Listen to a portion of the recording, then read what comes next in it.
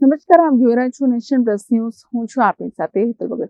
સંસ્કારી નગરી વડોદરાના અત્યંત વ્યસ્ત અને ઐતિહાસિક માંડવી વિસ્તારમાં આજે આગની એક મોટી દુર્ઘટના સર્જાઈ છે.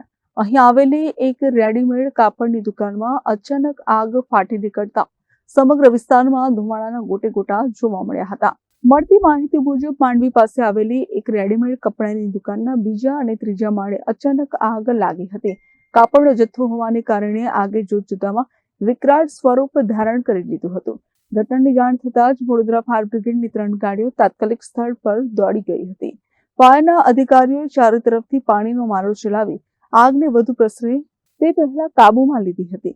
માંડવી વિસ્તાર શહેરનો મુખ્ય વેપારી હબ હોવાથી ત્યાં હંમેશા લોકોની ભારે ભીડ હોય છે. આગને પગલે સર્જાયેલી અફરાતફરીને જોતા સિટી પોલીસની ટીમો પણ તુરંત હરકતમાં આવી હતી અને આસપાસના રસ્તાઓ પર ટ્રાફિક બંધ કરાવી દીધો હતો, જેથી ફાયર ફાઇટર્સને કામગીરીમાં કોઈ અવરોધ ન આવે. પ્રાથમિક તપાસમાં શોર્ટ સર્કિટને કારણે આગ લાગી હોવાનું અનુમાન સેવાઈ રહ્યું છે. સદનસીબે આ દુર્ઘટનામાં કોઈ જાનહાનિ થઈ નથી, પરંતુ કાપડનો મોટો જથ્થો બળીને ખાખ થઈ જતા વેપારીને મોટું આર્થિક નુકસાન પહોંચ્યું છે.